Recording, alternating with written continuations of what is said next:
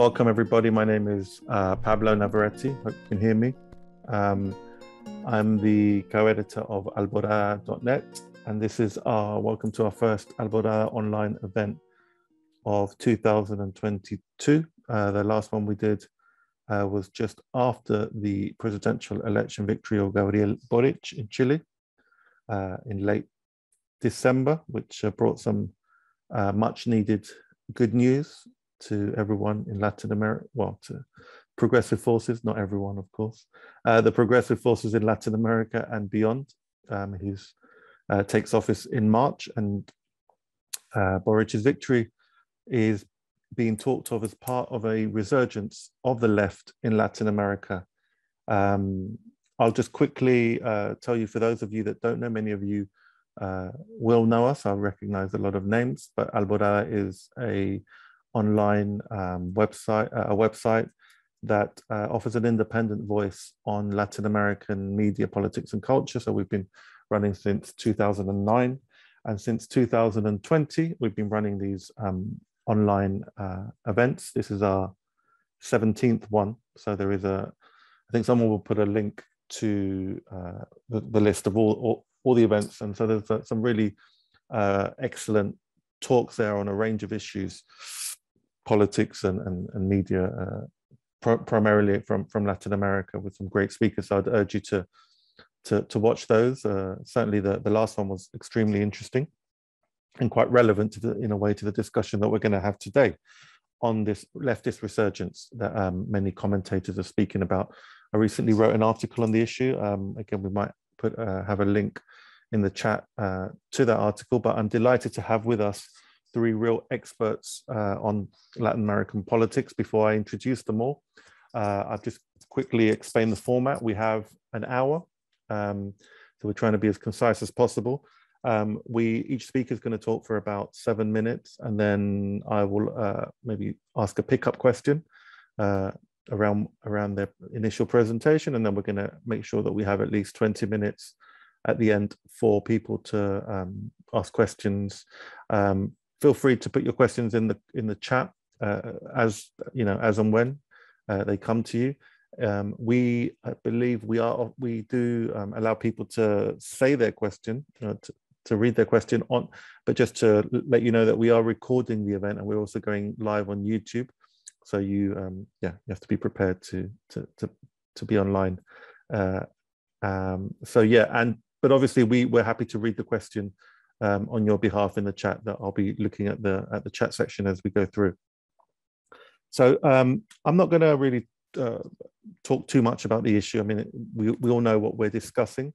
We've got experts here with us. The order that we're going to take them is Daniel Chavez first, then Natalia, and Francisco. So let me tell you a little bit about all three speakers before. So Daniel Chavez is a Uruguayan anthropologist and political economist. His research focuses on emancipatory politics and public policy. He joined the Transnational Institute, a Holland-based sort of activist scholar think tank, in 2001, I believe. He runs the New Politics project there. And before that, he was an activist scholar working for the United Federation of Mutual Aid Housing Cooperatives, Uruguay's main urban social movement. So he's authored numerous books. His latest one is COVID-19, Dark Clouds and Silver Linings, with Susan Spronk and David McDonald, and he holds a PhD in development studies from Erasmus University's International Institute of Social Studies. So I know Daniel for many years now, at least I'd say 17. In fact, I was living in Venezuela during the first so-called pink tide, and Daniel, I believe, came over to the World Social Forum and stayed with me in Caracas. So yes, it's great to have Daniel here talking. Before I let Daniel take the word, I will introduce you to Natalia Urban, who's got a much briefer bio that she's given me. She's an anti-imperialist Brazilian journalist and political commentator based in Scotland. I hope that we can share all the Twitter addresses for the three speakers, because they're really worth, if you are on Twitter, worth following them. and obviously worth following Alborada if you don't already do so. And thirdly, we have Francisco Dominguez, also UK-based, London based. He's head of the Latin American Studies Research Group at Middlesex University, London.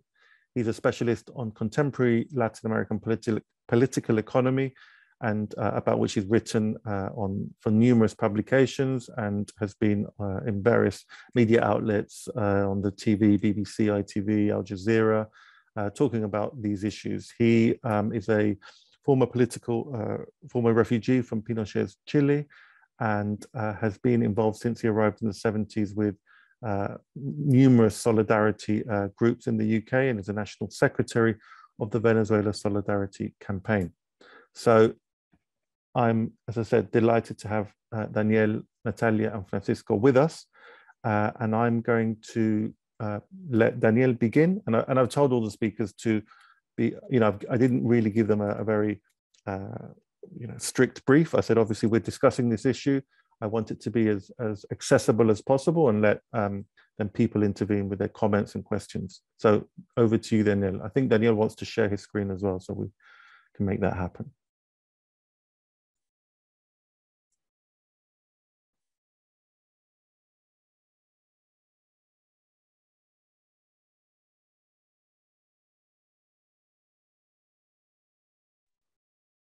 Hi, can you hear me now? No, I'm not going to share a screen. I will try to control my time. Before I begin, I have to say 3 disclaimers. The first one is that I don't really think the concept of resurgence of the left is appropriate for a number of reasons that I will try to explain in the just 10 minutes that or less that I have for that. I also think that we need to be quite careful when we use the term left in Latin America. For instance, in the invitation to this activity, there were some reference to some governments, such as Nicaragua, that I would never consider left today. And finally, Pablo kept talking about expert. I'm not going to be talking from the perspective of an academic, of a social researcher. I am a researcher, but I'm also an activist. So much of what I will say can be discussed and rejected. So I hope we will have some time for conversation. I will not give, or I will not pretend to be a fully objective presentation. So I will try to organize my brief presentation in around 4 questions. I'm not sure I will have time for that.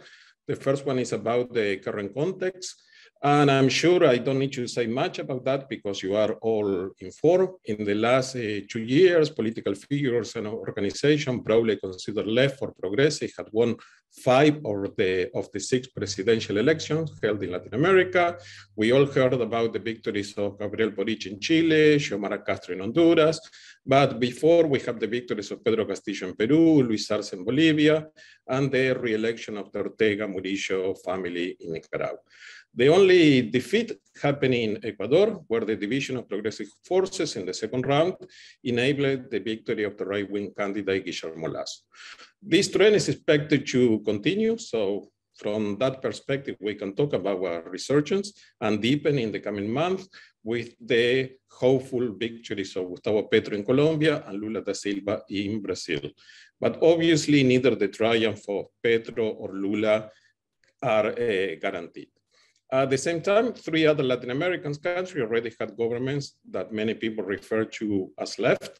Cuba since 1959, Mexico since 2018, and Argentina since 2019. So clearly the present reality is radically different from the political panorama of just 3 years ago, when we had in power figures such as Sebastián Piñera in Chile, Mauricio Macri in Argentina, Lenin Moreno in Ecuador, or Jair Bolsonaro in Brazil, who seem to prefigure a new wave of right-wing governments in Latin America that happily didn't materialize, at least as expected.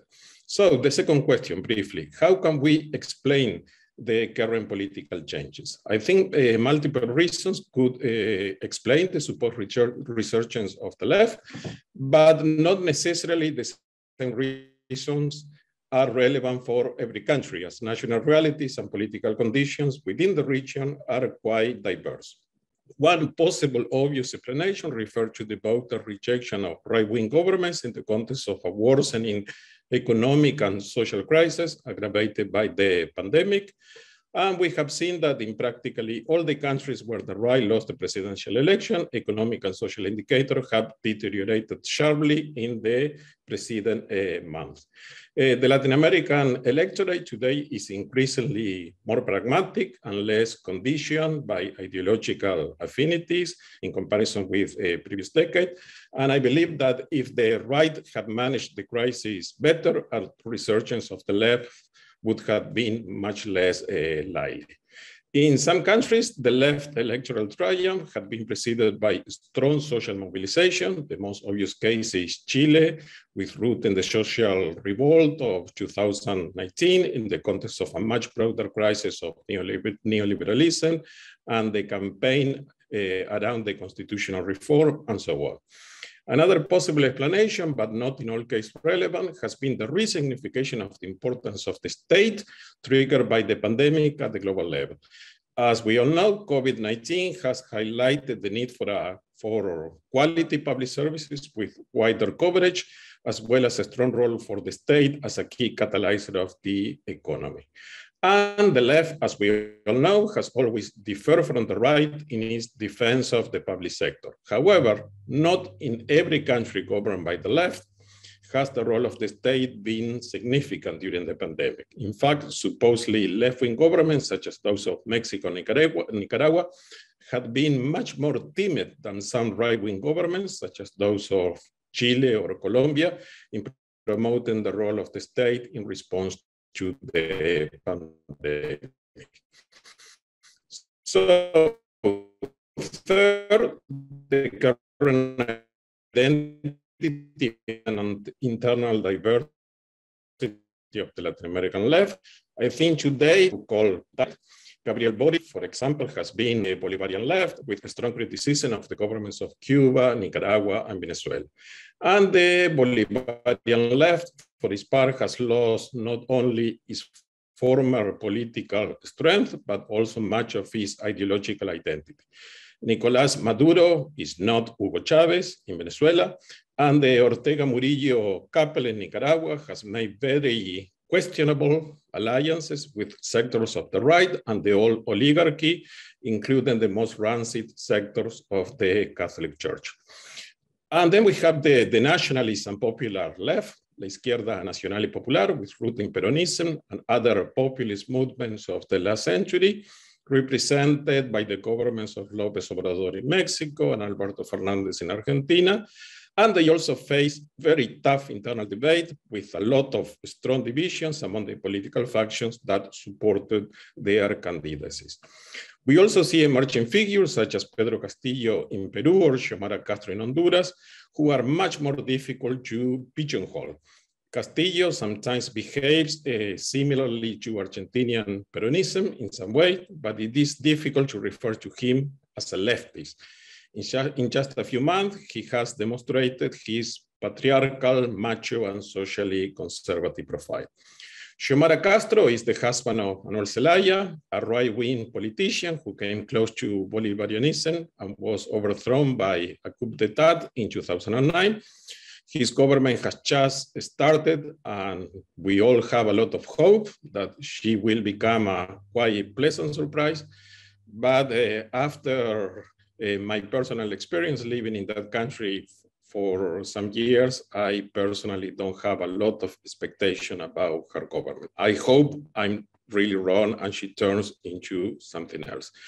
In socioeconomic matters, Pedro Castillo and Andrés López Obrador share similar views on how to reappropriate the wealth of natural resources, which are closer to those of Evo Morales in his early days in government in Bolivia, or even Hugo Chávez or Rafael Correa.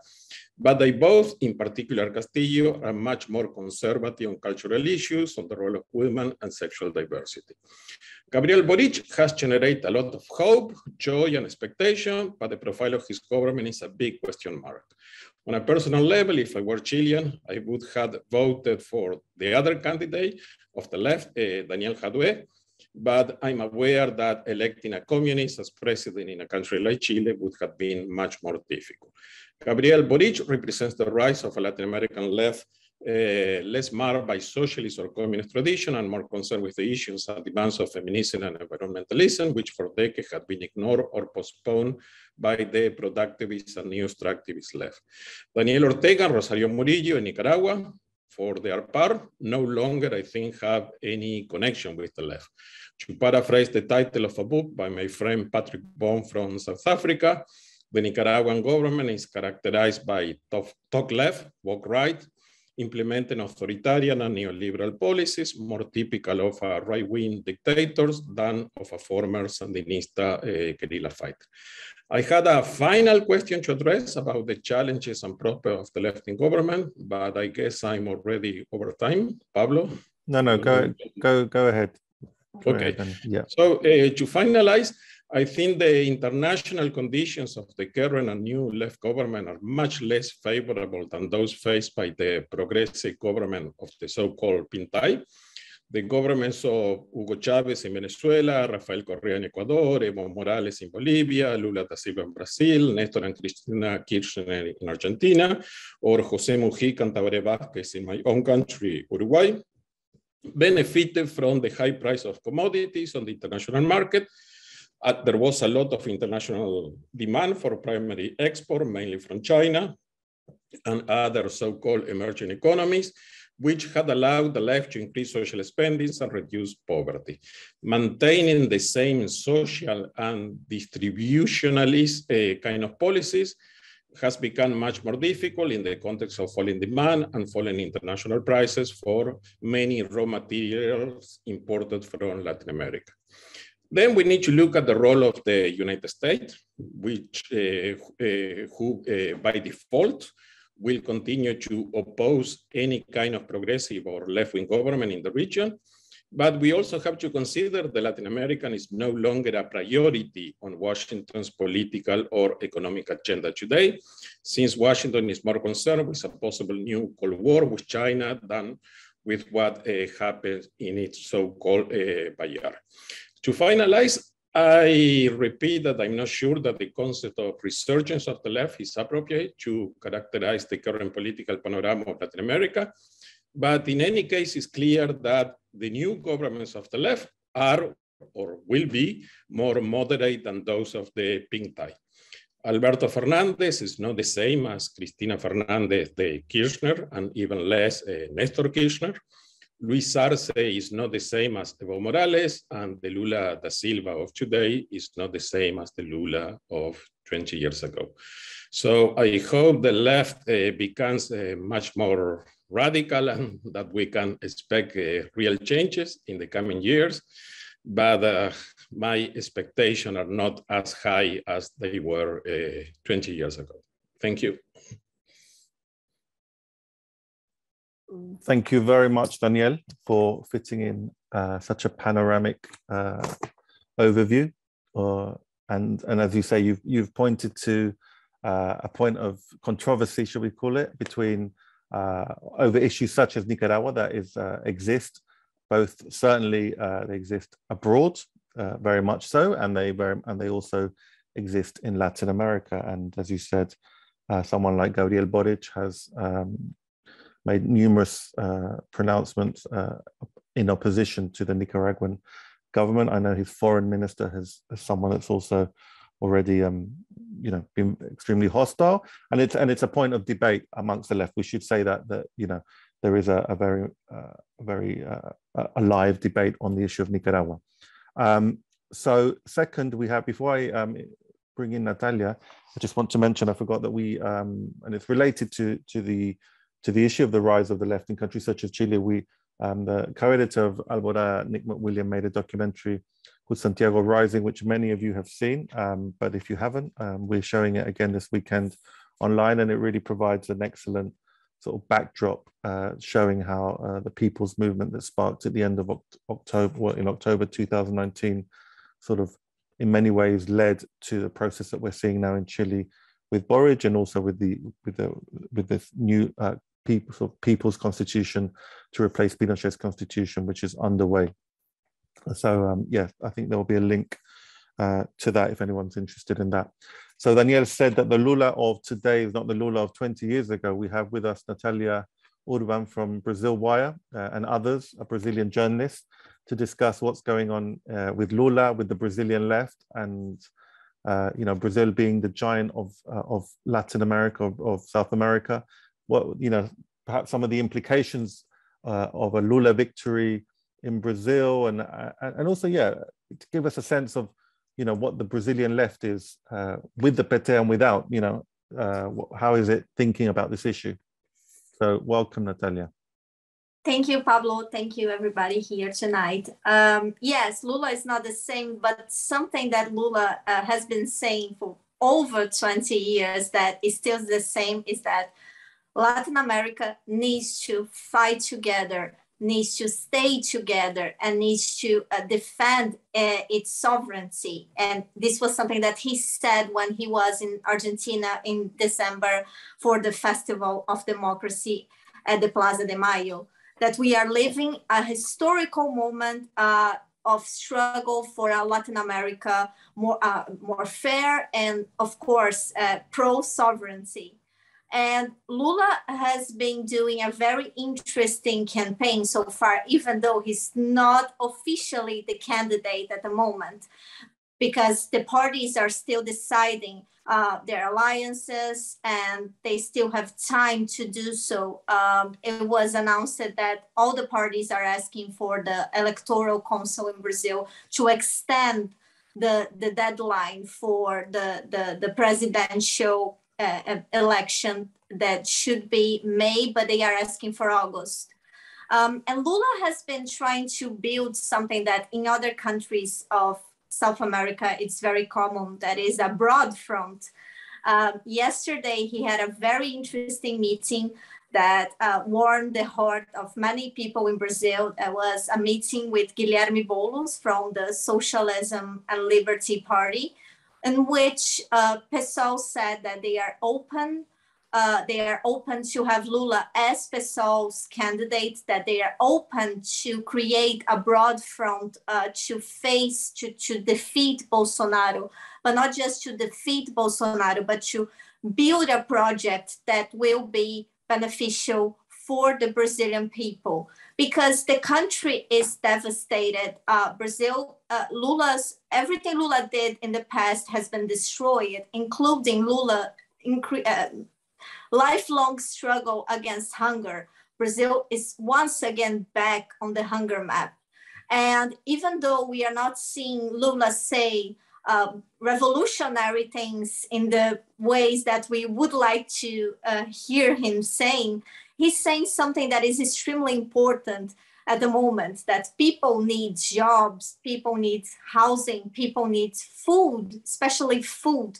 So even though we are, everything is still very uncertain in Brazil, like I said, Lula is not officially the candidate.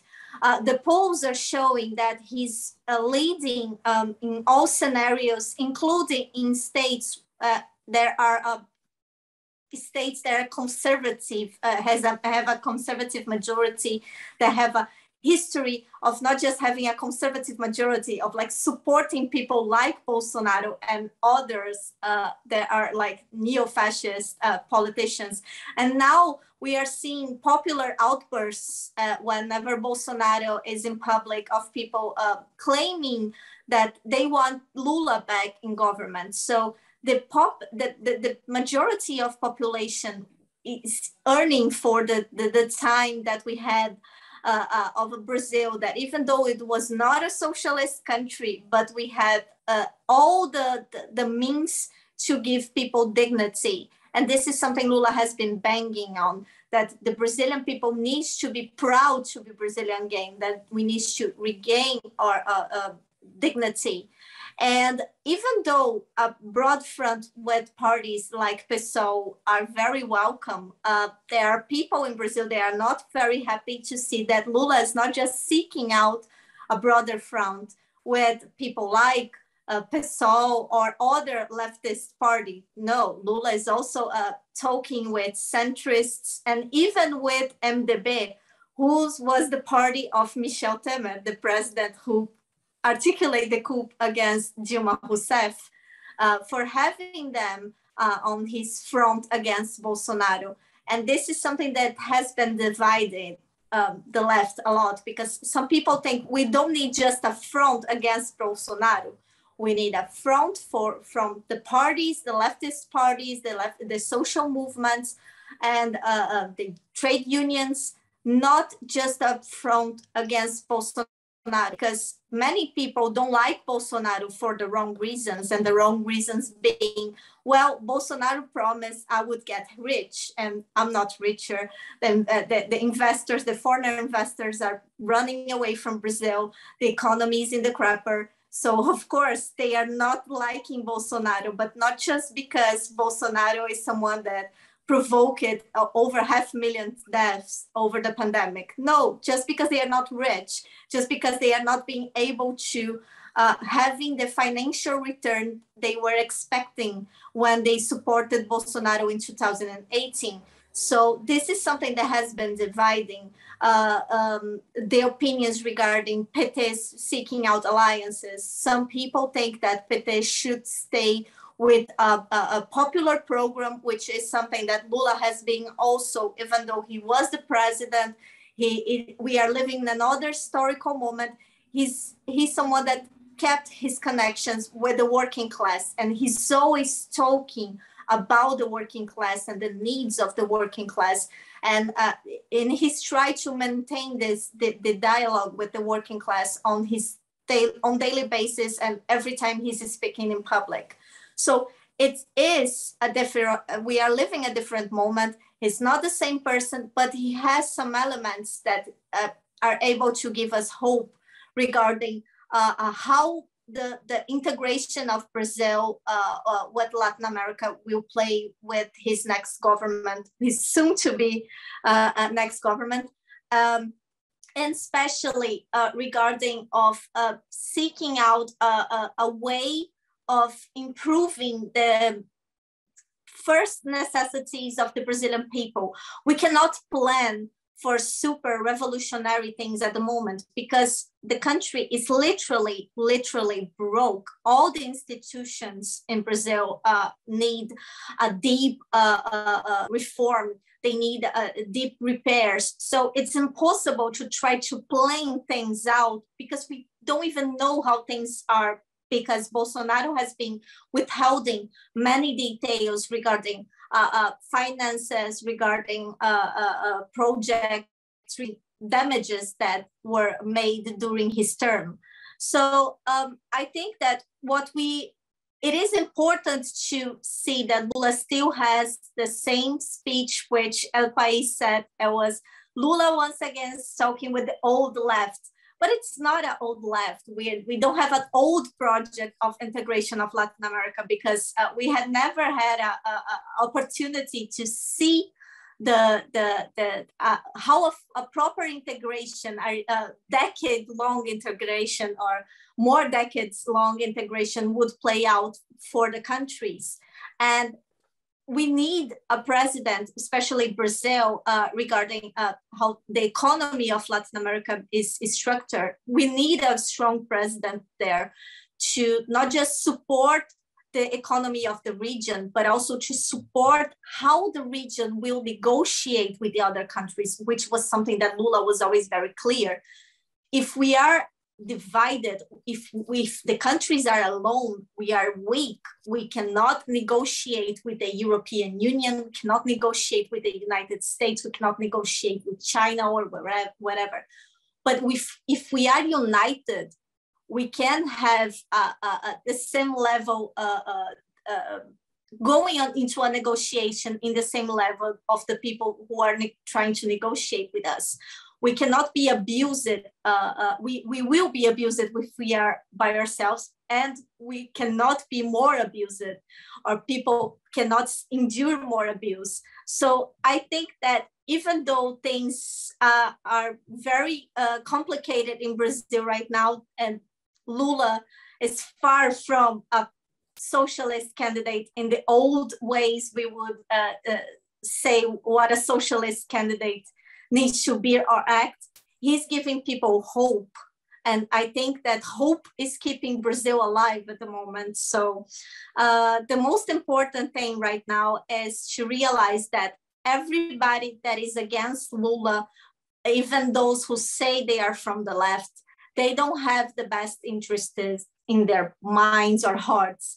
They are thinking about their own agenda, they are serving others' agenda. The only alternative against Bolsonaro from a progressive perspective, from a leftist perspective, from a socialist perspective, from an anti-imperial perspective is Lula. So we don't have anyone, we don't have another person that would be able to face the challenges that Brazil will give to the next president like Lula will. And I'm sure that even though things look bad, Lula will give the Brazilian people what they need in the future. Thanks a lot, Natalia. I see there's questions that have come in for Natalia and for Daniel already, but we hopefully will have some as well. I'm sure we'll have some for Francisco. I'm gonna just over to you, Francisco. Yeah, thanks very much for the invite. There is a resurgence of the left. There is no question about it. To deny it is to deny that the sun came up yesterday in the Caribbean, because it doesn't come up here in Northern Europe. The reason why the left is different is because the world changed quite dramatically. The United States, the world economy to start with, went into a huge world crisis in 2008-9. The credit crunch that disorganized the whole world economy and affected us extremely badly in Latin America because we depended so heavily on the exploitation of raw materials. And the United States used that to capitalize on that to make our life very difficult and went around the place overthrowing every government that it could. I think the number of governments that was able to dislodge from office or overthrow was about 6 or 7, thereby changing the relation of forces quite dramatically. And when I compare these defeats with the defeat in Chile in 1973, which I think is an important comparison. In Chile, it's taken us 50 years to recover. We're still working on it. Whereas the leftists recover in Latin America in 2, 3, 4, 5, 6 years. The longest one has been Honduras. So I don't think there is any discussion, or there shouldn't be any discussion. There is no question that there is a resurgence of the left. I want to discuss this in terms of paradigms, if I may. Latin America has been dominated in the 20th century by the inability of the left to get to power until 1959, when the Cubans made it. And that was the paradigm that from 1959 all the way up to 1970 dominated the left. The left was measured according to how much Cubans they were in terms of the strategy, or how non-Cubans they were, until Allende sort of temporarily demonstrated that it was possible for a Marxist guy, such as himself, to come to office through elections. This produced an ideological shock in the world. And then that was massively crushed, as we know. And then there was Chavez in 1991. Of course, this history is much more complicated than this simplification. Chavez combined, on the one hand, the Cuban side of revolutionary transformation, as well as going through elections to do so. And this was extraordinary. And it seems to me that that is the new paradigm that is dominating the concerns of the left, either the revolutionary left or the non-revolutionary left, because there are the two of them. Why has it been possible for the left in Latin America to recover so quickly? There is a saying that I've read somewhere that Macri took something like 4 years to mess up the Argentinian economy. Lenin Moreno took 3 years to mess up the Ecuadorian economy. Bolsonaro took something like 2 years, maybe less, to mess up the Brazilian economy. And Añez in Bolivia did the same with Bolivia in less than 1 year. In all those cases, there has been a substantial recovery of the left from the political point of view.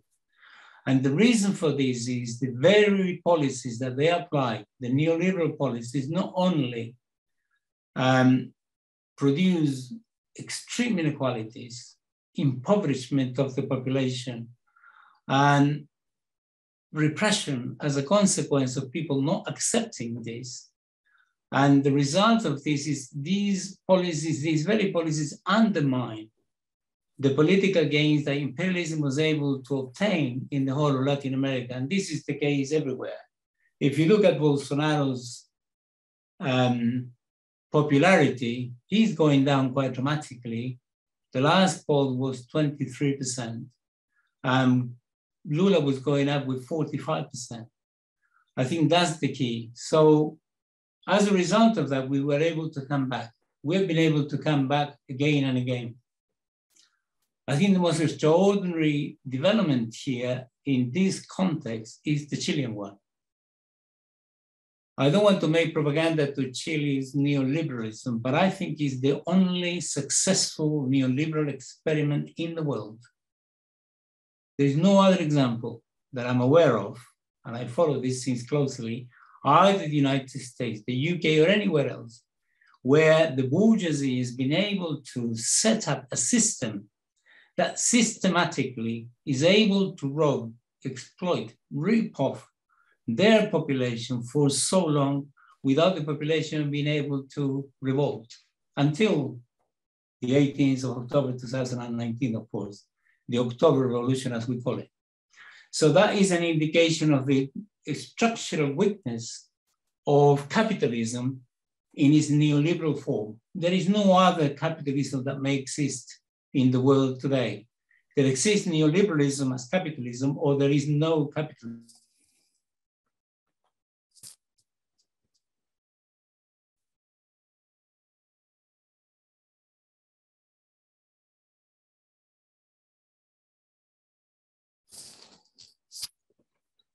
It's not ideological.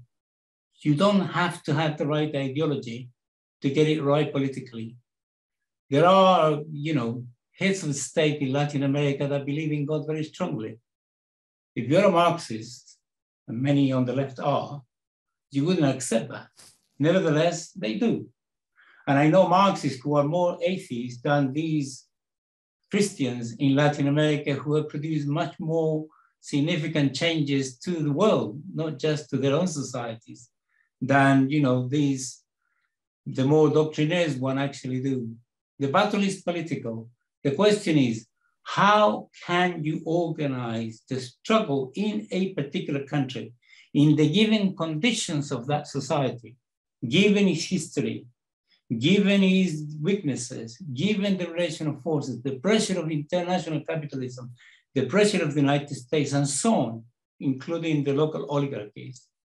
How can you organize the battle against neoliberalism in that particular country? And that requires tactics. And if you look where to look, for example, the example of Honduras, you have in Honduras an extraordinary victory. The Honduran state is a narco state. This is declared by the United States itself. There is a huge, horrible, nasty apparatus that has been repressing the population since 2009, that is to say for 12 years. Libre is the result of the various social movements that came together in the National Front of Popular Resistance, that came together eventually and set up this political party. And if you are able to defeat the narco state in a society that is heavily intervened into by the United States has 13 military bases in Honduras. If you're able to electorally succeed there, that is an indication of the relative weakness of the enemy and the relative strength politically of our side. It wouldn't have been possible anywhere else except the way they did it. So I think we should take our hats off for what happened in Honduras. Then we come to the question of Nicaragua. How can Nicaragua be neoliberal? How can it be? If you engage in tactics that people may disagree with, that's reasonable. But to suggest that Nicaragua is neoliberal, Nicaragua reduced poverty from 46% to less than 20%. Nicaragua reduced extreme poverty quite dramatically. Nicaragua managed to obtain a level of economic growth annually on average of about 4.56%. Nicaragua is self-sufficient on food by 90%. Neoliberalism doesn't do that.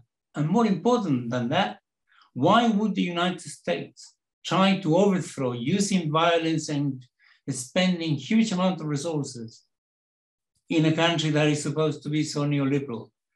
In my view, and I want to put forward my view, in my view, and I think it's the view of the Nicaraguans, the FSLN is a revolutionary organization, it's a revolutionary party. Daniel Ortega is a revolutionary president.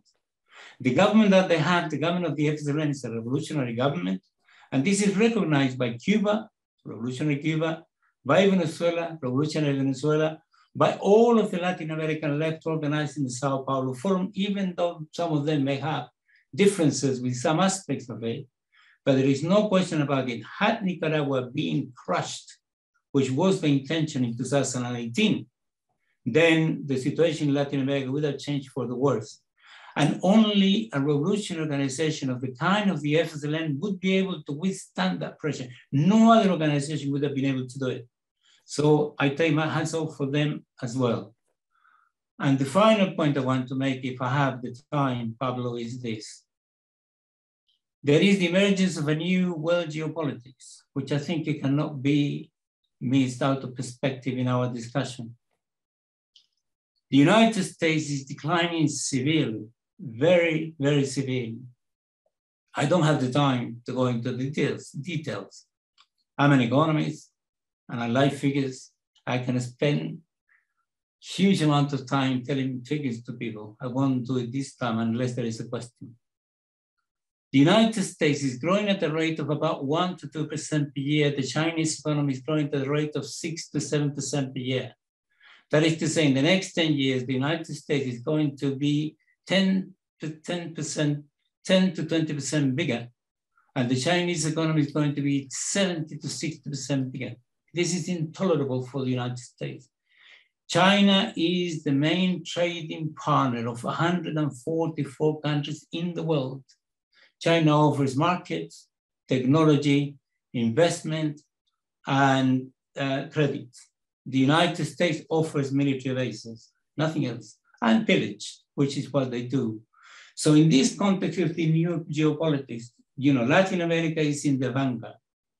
And the issue, and I'll finish with this, Pablo, the issue of regional integration is crucial. I want to finish with one phrase, which is this. Lula recently recognized that he made a mistake when he listened to a proposal from Hugo Chavez. Hugo Chavez proposed to Brazil and others that they set up the Bank of the South in order to make the World Bank and the IMF redundant and unnecessary in Latin America. The credit crunch came. We did not have the Bank of the South. Countries were extremely vulnerable. Dilma was overthrown. Lula was in prison, and we know the rest of it. So Lula said, next time we have to start more or less from there.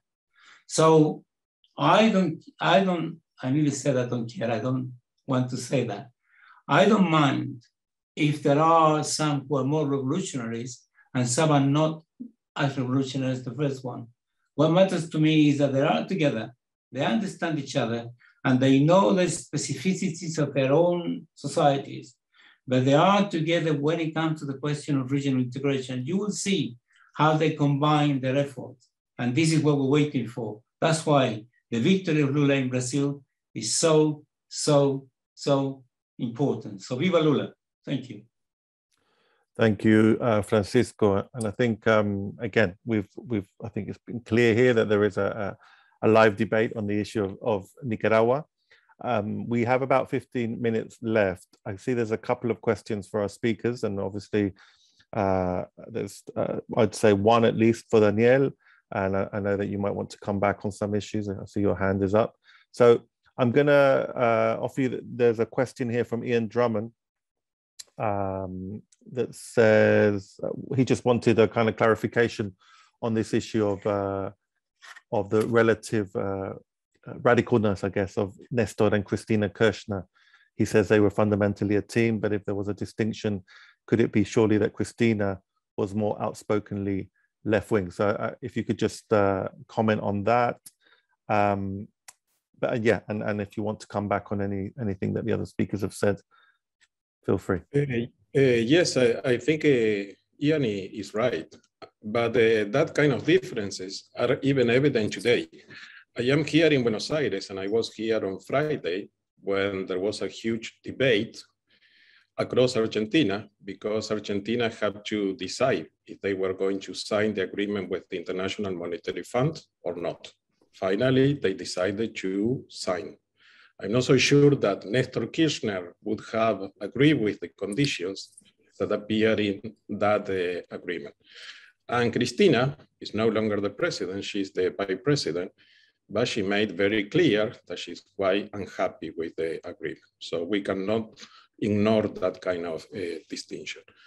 But I would like to come back to what Francisco was saying about Nicaragua being leftist, being anti-neoliberal and so on. Come on, we cannot just pretend that Daniel Ortega is still a comrade of us. And I am a guy, if I am a man. If I was a woman, I think I would be extremely angry that somebody calls Daniel Ortega a leftist or a comrade or a compañero. We cannot forget that Nicaragua is at the same time a member of the Bolivarian Alliance for the Peoples of Our America, ALBA, and the US-led Central American Dominican Republic Free Trade Agreement, CAFTA, which is a very neoliberal project. Nicaragua can protest all the time against US intervention, and that is quite good for both Ortega, and it's quite good for the White House because they can pretend that they remain enemies. But Nicaragua has had for many years very friendly relationship with the US Southern Command on issues such as drugs policy, counter narcotics, and all that. We cannot forget also that Nicaragua is getting closer with China, but until recently was a quite good friend of Taiwan, one of the few remaining in Latin America. We cannot forget that Daniel Ortega can have a very radical discourse, talk left, walk right, but he has a friendly relationship with all the international development organization, the IMF, the World Bank, the Inter-American Development Bank, and so on. We can also pretend that Daniel Ortega is a leftist and Rosario Murillo a leftist, but we cannot forget that he has very close economic and financial ties, not only with a lot of the worst sectors of the Nicaraguan bourgeoisie, but also of Central America as a whole. He's quite a good friend, and he has economic connections with Juan Orlando Hernandez, who was defeated by Xiomara Castro, and he's not the leftist by any chance. I think it's quite problematic that the evolution and the performance of the left in Latin America is often read or analyzed in terms of radicalism and moderation. And many people who refer to Ortega or Maduro as being radical, they focus only on the discourse of these figures. And I think that kind of position tends to be analytically poor, politically biased, and extremely simplistic. Ortega may have a very radical discourse, but he has not made any progress in the construction of or consolidation of any alternative or emancipatory social project. And I'm not saying this just because I read this. I've been living in Nicaragua and I keep in touch with my comrades in the country. And many of them are having quite a hard time because they are persecuted by his former compañero, his former comrade. So I think we need to be quite careful when we talk about the left. On the other hand, I fully agree with practically everything that Natalia said, and I want to clarify that my reference to Lula intending to be a criticism of the Lula project. If I was Brazilian, I would have no doubt to support his candidacy and the way he's making alliance within the left and also trying to reach the center, because we need that. And we also cannot ignore that the experiences of the government of Lula in Brazil or Evo Morales in Bolivia have shown that it is possible to combat poverty levels and correct inequality without generating hyperinflation, devaluation, and so on. So I fully agree with Francisco that the conditions have changed. The external conditions are much more difficult. But when this government began some years ago, so I try to make a balance between pessimism and optimism. And I hope I am wrong when I say that I don't have any real expectation of change. Yeah, then we could make some analysis about the reference to capitalism today.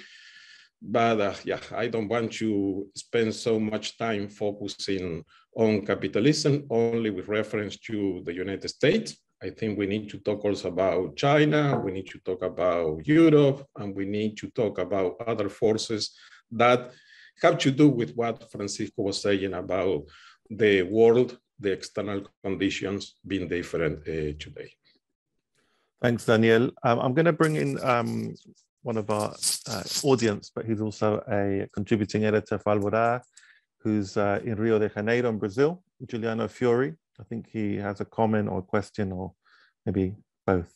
So welcome, Juliana. Thanks, thanks, Pablo, and thanks to all the speakers. I've very much enjoyed listening to you all. I think we can probably get lost a little bit in the discussion of whether it's the left that's resurgent or not. And I say that with a strong sense that it's important to struggle over the category of the left. Have a strong sense that that's important to the maintenance of an antagonistic and dialectic understanding of society. But here, what's at question is really a political project that could be left or could be left, and that's not really the point. I say that because I just mentioned the point about responding to capitalism in each country. I don't think there's any debate here really about the need to respond to a concrete situation. I think where there is some discussion to be had, and I'm glad that there has been this tension within the debate today, is the relationship to institutional politics of a broader left that sees itself as putting institutional left parties in a situation of tension and strain for the purpose of bringing them more to the left. And so on those terms, I think it's perhaps slightly problematic to justify all of what was embraced in terms of neoliberal strategy as tactics. I think it's necessary also to consider where ideology comes in. And Lula's a clear case here that conciliation was not just tactical and is not just tactical. Lula has never been a revolutionary politician. He's always, even from his syndicalist days, he's been about some form of conciliation. And that's central to his project, it's central to his ideology. So what does that mean for those on the left who support him, like myself, very much? I'll vote for him enthusiastically, but also want to put a certain strain on him to make sure that he's not forming certain alliances that create certain concessions. And this leads me to my second point, which can also be a question of sorts, which is, Francisco, again, you asked why people are turning away from this new right, this new reactionary right, morally radical right. And it could be that populations woke up. I don't actually think that that's necessarily the case. I think there's a complete incompetence of somebody like Jair Bolsonaro. But I think there's also a sense on the part of capital that the left, the institutional left, the center left in particular, has been much more efficient and much more effective in managing contemporary capitalism. And so there's a sort of tendency, despite everything that happened here in Brazil with the coup and etc., to veer back towards a Lulista project. And again, what does that mean for those who want to put pressure on the left, even as they're enthusiastic about some sort of relief provided by a possible victory of Lula? Thanks a lot. Thank you, Giuliano. And Natalia, I mean, do you have any reflections on either what Giuliano has said or any of the other speakers have said? I know there's a question from Ian Drummond, which is about Lula. And it says, in the early years of his first government 20 years ago, Lula was particularly moderate. Anyway, in some ways, he's more combative now, at least against Bolsonaro, who is, of course, a more particular threat than his established right opponent back then. What about Ciro, Natalia? Is he planning to run again or unite with Lula this time? So, yeah, over to you. First, I just want to say, as the only woman here in the panel, that I would feel, and I feel very proud to say that I consider Comandante Ortega a comrade, and especially regarding gender equality and gender balancing, which Nicaragua is the champion in Latin America, and a country that has so many women in power. It's a model that we would like to follow elsewhere. Other thing is regarding Lula, yes, that issue with conciliation is an ongoing discussion, especially coming from the social movements that are concerned about Lula getting together with sectors of the center, but I don't want to say center because they are like horrible neoliberal, like Geraldo Alckmin, who is now going for PSB. It is a difficult topic. PT still is going to have their convention to decide that how the campaign will play out and who's going to be part of their alliance. And regarding Ciro Gomes, he's a very interesting case because now everybody's talking about Ciro Gomes after Glenn Greenwald's partner said that he was leaving PSOL to go to PDT, and to stay with and support Ciro Gomes' campaign. Ciro Gomes is someone that came from a very wealthy landowner, almost plantation-like family from the northeast of Brazil. He was part of the movement during the dictatorship that supported the military dictatorship party. And he was someone that was always jumping from party to party until he ended up on PDT, which is a party that has an important history with Leonel Brizola being one of their biggest leader. And nowadays, Lula always tried to show Ciro Gomes, to stand Ciro Gomes a hand of friendship, and Ciro Gomes always turned out. Ciro Gomes is always attacking Lula on the most ridiculous matters. And now Ciro Gomes is trying to cater to Bolsonaro's electors, not as a progressive candidate, but as someone that will be in talks with the most reactionary factions of evangelicals, the uber neoliberals. And I would say that what he does is extremely unethical. He's someone that cannot be trusted. And Lula has offered him to be part of their alliance, their broad front that they're trying to form. But Ciro refuses, and he's rather be, like in the other elections, someone that has less than 10% of voting intentions. So there's nothing we can say about him. And now that he's being known internationally thanks to Glenn Greenwald, it's for all the wrong reasons, because it only shows that not just Glenn Greenwald's work in Brazil can be questioned, but also that his partner was someone that did not have a proper commitment to the Brazilian people and to a progressive agenda. But no, they were more concerned about where they can have a higher perspective of political growth or a higher perspective of having power. That's the fact. Natalia, can I just, you're referring to this sort of recent controversy, should we say, on the Brazilian left. Is there an article on Brazil Wire about this issue? I understand. Maybe you could post it, because many people won't be following the ins and outs of, this. It might be useful to... It was something that involves Brian Meir, the co-editor of Brazil Wire. Mm-hmm. I'm trying to stay neutral regarding Glenn Greenwald, because I don't want to get involved in some gringo fight, which they are having at the moment. It's not my cup of tea. But Glenn Greenwald is someone that has been not just attacking now Brian, but he's also attacking what we are doing with Brazil Wire.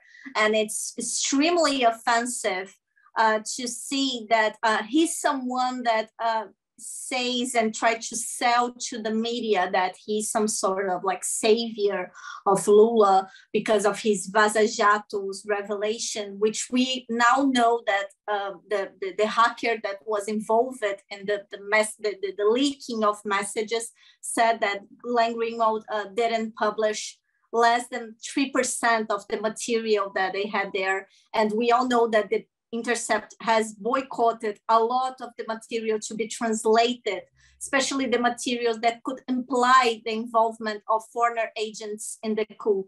So I just want to say that regarding Ciro Gomes, he's not a person of that.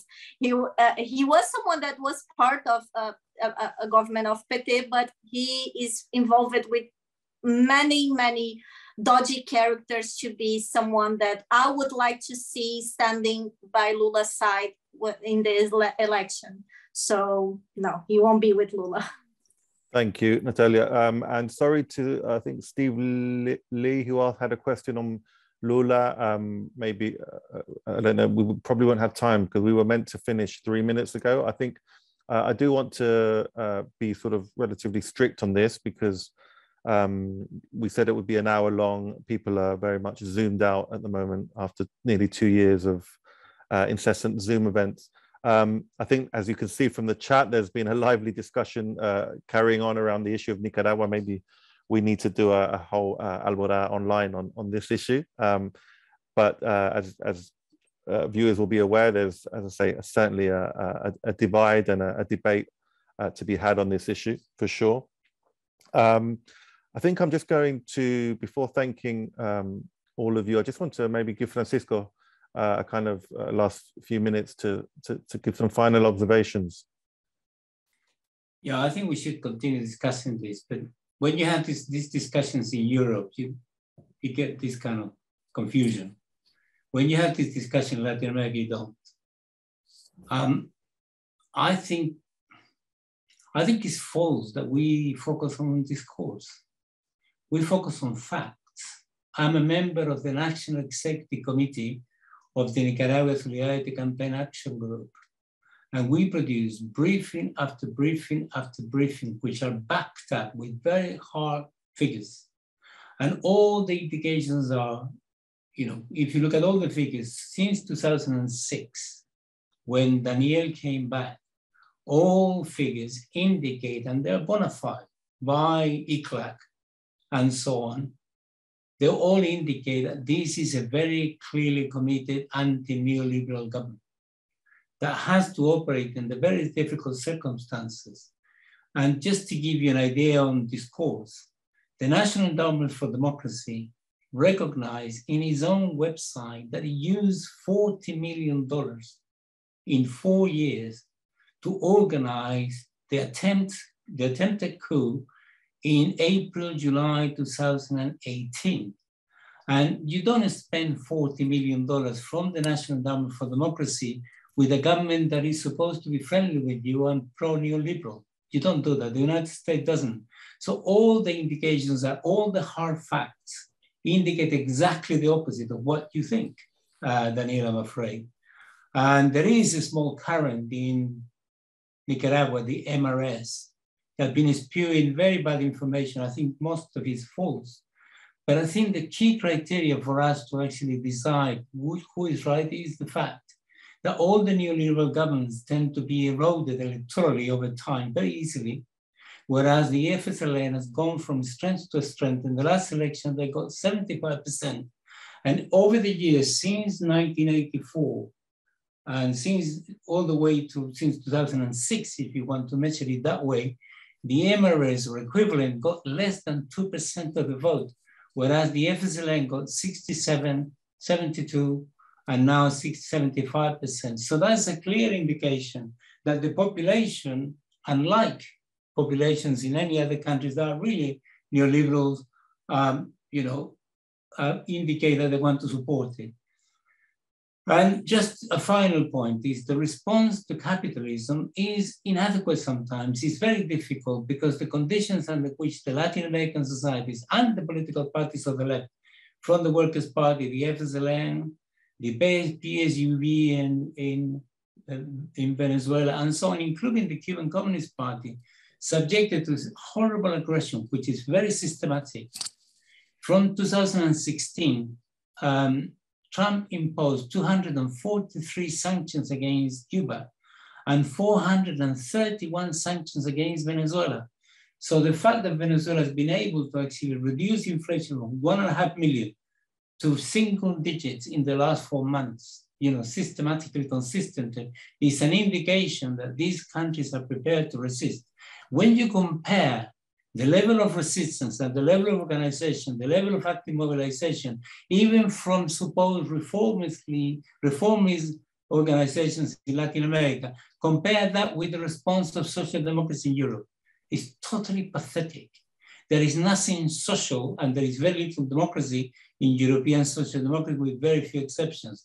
So I think the comparison should be take that into account. And people remember that during the pink tide, they never had it so good, that golden decade, when poverty came down quite dramatically, natural resources were nationalized, standards of living went up, when education was massively expanded, when education and health were free, and so on and so forth. We didn't have the time to actually manage to consolidate regional integration. This pink tide, I'm convinced, it will try seriously to do this. And my hope, rather than being a skeptic, is that they succeed. Thank you. Thank you, Francisco. So we've run nearly 10 minutes over. I'm going to leave it there, but I will say that I think it's been really good to have this debate. And I think because those of us on the left, in progressive circles, whatever you want to call it, I think we don't have enough spaces in order to have debates around these issues, which are very important, and to have them in a way that's comradely and around substantive if possible, and around the facts. So I think it does look like we maybe should pursue this idea of a debate on Nicaragua. But as I said, hopefully this wasn't just about Nicaragua, although it's an important point of debate, and it's something that exists, as we said, amongst for the new left, if you want to call it, with the new Boric administration. And we have figures such as Lula, who played in the first round of the pink tide, a kind of perhaps like a bridge role between the so-called bad left that the Western press so much like to hype up, and the good left, which Lula was part of for a while, until he was no longer a leftist. So I think it's good that we've had this debate. I think hopefully we can create spaces for us to debate these issues in a kind of serious way.